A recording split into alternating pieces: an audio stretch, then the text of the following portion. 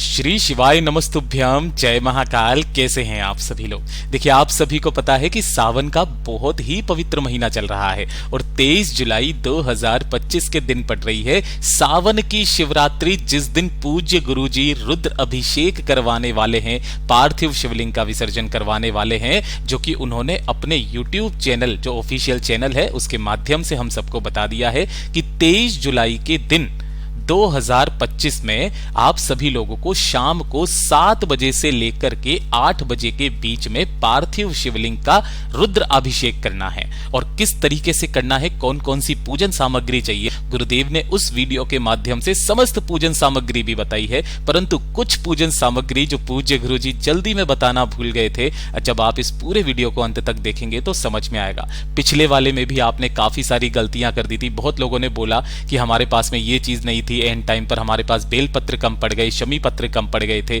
बहुत ज्यादा ऐसा वैसा हो गया था, हम ढंग से नहीं कर पाए थे। तो इस बार की जो सावन शिवरात्रि के दिन पूज्य गुरुजी ऑनलाइन पूजा करवाने वाले हैं, कौन कौन सी समस्त चीजें चाहिए वो मैं सब आपको बता देने वाला हूं। इसीलिए कॉपी लेकर के, पेन लेकर के बैठ जाइएगा, नोट करते रहिएगा, ठीक है, एक एक करके। सबसे पहले तो मैं आपको, जो आप गलती ना कर बैठो, क्योंकि इसके बाद में आपको कोई अन्य वीडियो देखने की जरूरत नहीं पड़ेगी।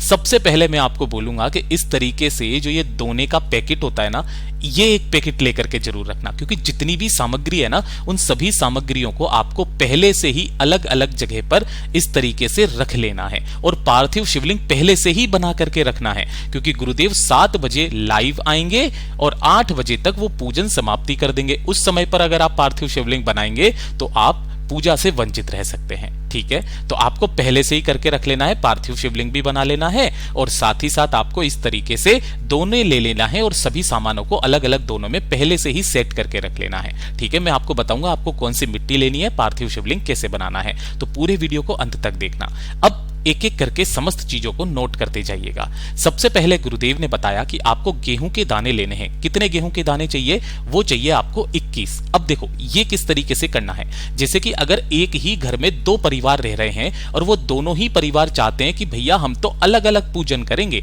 आप अपना अलग कीजिए, हम अपना अलग करते हैं, ठीक है, तो उनको भी उतना ही आइटम चाहिए। ये एक पूजा का मैं आइटम बता रहा हूं। अब उस पूजा के अंदर चाहे परिवार के सारे सदस्य बैठ जाएं, कोई दिक्कत नहीं है, ठीक है ना। एक पूजा का है ये जो सामान मैं आपको बताने वाला हूं। 21 गेहूं के दाने आपको गिन करके ले लेने हैं, ठीक है। इसी के पश्चात बात आती है कमलगट्टे की। जो कमलगट्टे लेने हैं वो गिन करके आपको 5 कमलगट्टे ले लेने हैं। साथ ही साथ बात आएगी काली मिर्च की।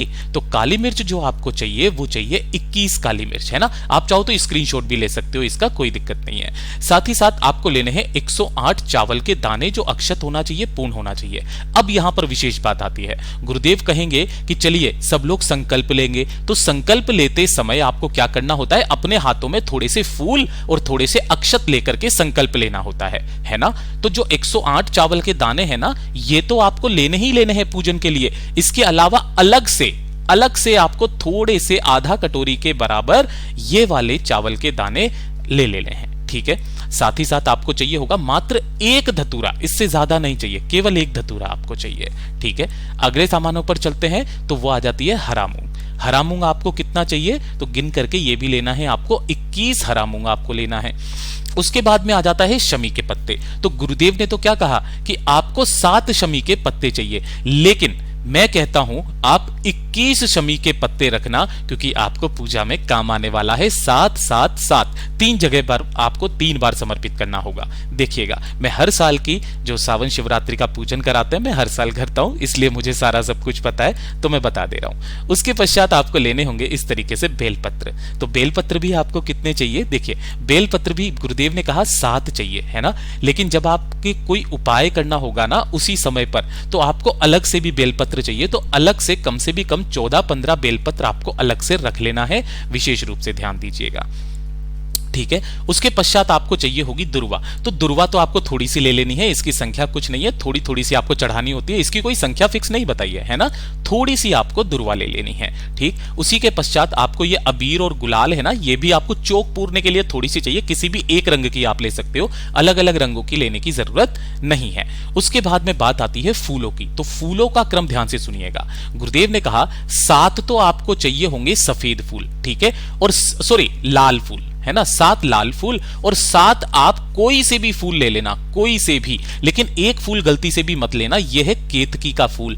इसे कभी भी शिव की पूजा में या महादेव की पूजा में काम नहीं लिया जाता है, तो इस वाले फूल को तो गलती से भी नहीं लेना। इसके अलावा कोई से भी सफेद फूल लीजिएगा, ठीक है। तो ये जो 14 फूल है ना, ये तो आपको पूजा के लिए चाहिए। अब इन्हें भी आपको अलग से लेना है। मैंने आपको बताया था जब आप संकल्प लेंगे तो अपने दाहिने हाथ में थोड़ा थोड़ा सा फूल आप लेते हैं, ठीक है, और चावल लेते हैं। उसके पश्चात आप संकल्प लेते हैं, 2 3 3 4 बार आपको संकल्प लेना पड़ेगा, ठीक है। तो अलग से थोड़े से फूल आप रखना, लेकिन ये वाले जो पूजन में समर्पित होंगे ना, ये वाले अलग रखेंगे, ठीक है ना। तो जो मैंने दोनों बताए थे उनके अंदर रखते चले जाना।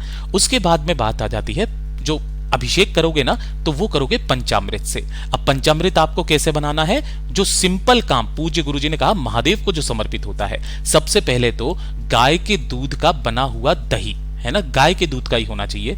थोड़ा सा ही गाय का दूध आपको चाहिए, ये चीज ध्यान रखना, ये कच्चा दूध होना चाहिए। महादेव को कभी भी पका हुआ दूध, गर्म दूध नहीं लगता है, ठीक है ना, हमेशा कच्चा दूध। उसके बाद में गाय का ही थोड़ा सा घी, थोड़ी सी आपको लेनी होगी मिश्री और थोड़ा सा लेना होगा शहद। जब आप इन सबको मिलाओगे ना तो आपका पंचामृत बनके तैयार हो जाएगा। उसके पश्चात आपको इत्र भी लगाना होगा, तो 1 सीसी मात्र आपको इत्र की ले लेनी है, थोड़ी सी, ठीक है। उसके बाद में आपको 1 लोटा शुद्ध जल तो ये वाला ले लेना है तांबे के कलश में, और 1 लोटा जल स्टील के कलश में जरूर लेना। आप देखिएगा गुरुदेव ने नहीं बताया, लेकिन आपको ये जरूर काम आएगा, क्योंकि बार बार आपको फिर पूजा में से उठना नहीं पड़ेगा, ठीक है।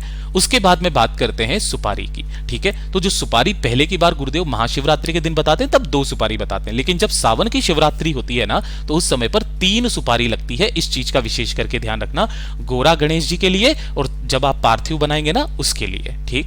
उसके बाद में ये जो मोली रक्षा कलावा जो होता है ना, ये कलावा आपको ले लेना है, और एक चीज और ले लेना है, ये तो इसको कहते हैं मोली, है ना, और एक होती है रोली। रोली मतलब वो जो लाल कलर की आती है ना, जिससे तिलक करते हैं, तो वो भी आपको अलग से ले लेना। उसका फोटो नहीं लगाया है मैंने, इसलिए मैं अलग से आपको बता दे रहा हूं, ठीक है। मैं कह रहा हूं आपको एक भी चीज अलग से लेने की जरूरत नहीं पड़ेगी। उसके बाद में लेना होगा आपको थोड़ा सा शहद अलग से, जो आप वहां पर ले रहे हो ना पंचामृत के लिए, वो अलग होगा, ये थोड़ा सा शहद अलग होगा। और उसके बाद में थोड़ा सा गंगा जल, ठीक है, अपने पास में रख लीजिएगा। साथ ही साथ आपको चाहिए होगी लौंग। अब जो ये लौंग लेनी है ना, तो ये कितनी लेनी है, 21 लौंग आपको लेनी है, और 21 ही इलायची आपको लेनी है, ठीक है ना। 2 दीपक आपको तैयार करने होंगे, एक तो जब आप बनाएंगे उस समय पर, और एक जो पार्थिव शिवलिंग बनेगा जब उसका अभिषेक करेंगे तब, और एक पूजन के समय पर, ठीक है ना, यानी कि जब आरती वगैरह होगी उस समय पर। दोनों ही गोल बाती के दीपक, दोनों के ही अंदर भरना होगा घी, ठीक है। थोड़ी सी 2-4 एक बत्ती आपको धूप बाती ले लेनी है, क्योंकि अगरबत्ती नहीं जलाई जाती है महादेव की पूजा में, विशेष रूप से ध्यान दीजिएगा, उसमें बांस होता है। साथ ही साथ आपको 5 प्रकार के फल, जैसी आपकी श्रद्धा हो, है ना, महंगे फल, अगर आपकी श्रद्धा अच्छी है आप महंगे फल भी ले सकते हैं, सस्ते फल भी ले सकते हैं। साथ ही साथ 5 तरीके की मिठाइयां आपको मात्र 1-1 पीस रख लेना है, इससे ज्यादा नहीं रखना है। गुरुदेव ने तो यहां तक कहा अगर आपकी श्रद्धा नहीं है और आप सच्चे मन से पूजन करना चाहते हैं तो थोड़ा सा गुड़, थोड़ी सी शक्कर ही रख लेना, मेरा बाबा उतने में ही आपको फल दे देगा। अब गुरुदेव ने एक चीज नहीं बताई, जो कि कपूर है ना। आपने देखा होगा वीडियो, आपने देखा होगा कि कपूर के बारे में गुरुदेव ने नहीं बताया, लेकिन कपूर की आरती के बिना महादेव की आरती हमेशा अधूरी है। आपने सुना होगा कर्पूर गौरम करुणावतारम, है ना, हमेशा ध्यान में रखिएगा। और गुरुदेव जब पूजा करते हैं ना, उनकी थाली में कपूर होता है, अगर आपने फोटो देखा होगा तो इसीलिए कपूर का दीपक और कपूर जलाना बहुत ज्यादा जरूरी है। उसके पश्चात आपको लेना होगा इस तरीके से यज्ञोपवीत, जिसे जनेऊ भी कहा जाता है। कितने जनेऊ लेने हैं, 2 जनेऊ आपको लेने हैं, एक भगवान गणेश के लिए और एक भगवान महादेव जी के लिए, ठीक है। इसके बाद में आपको थोड़ा सा पीला चंदन और थोड़ा सा लाल चंदन, दोनों ही थोड़ा थोड़ा सा आपको रख लेना है। ये सारी वो चीजें हैं जो कि आपको लेनी ही लेनी है। और साथ ही साथ अब एक सबसे महत्वपूर्ण चीज जो मैंने आपको यहां पर नहीं बताई है, वो है काले तिल, है ना, काले तिल। 1 चुटकी आपको काले तिल ले लेने हैं, इस चीज का विशेष करके ध्यान रखना। अब मैं कहता हूं आपको एक भी ऐसा सामान नहीं है जिसे आपको वापस लेने की जरूरत पड़े। अब बात करते हैं मिट्टी की, कि आपको कौन सी मिट्टी से पार्थिव शिवलिंग का निर्माण करना है। गुरुदेव ने कहा कि अगर आप ब्राह्मण हैं, है ना, तो आपको सफेद मिट्टी की जरूरत होगी।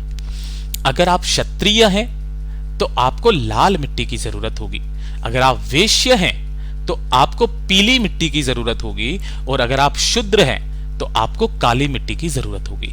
और अगर आपको ये मिट्टी नहीं मिलती है तो जो बेल पत्र आपके घर में लगा हो, आपके घर के आसपास लगा हो, उस बेल पत्र की पेड़ के नीचे की मिट्टी को अपने घर पर लेकर के आ जाना, उसका दूध दही घी से सींचन करना और फिर उसके पश्चात आपको पार्थिव शिवलिंग बनाना है। और पार्थिव शिवलिंग बनाने का भी एक नियम होता है, कुछ मंत्र होते हैं, उस मंत्र को पढ़ना पड़ता है, तभी जाकर के वो पार्थिव शिवलिंग सिद्ध होता है। वो मैं आपको अगले वीडियो में बताऊंगा।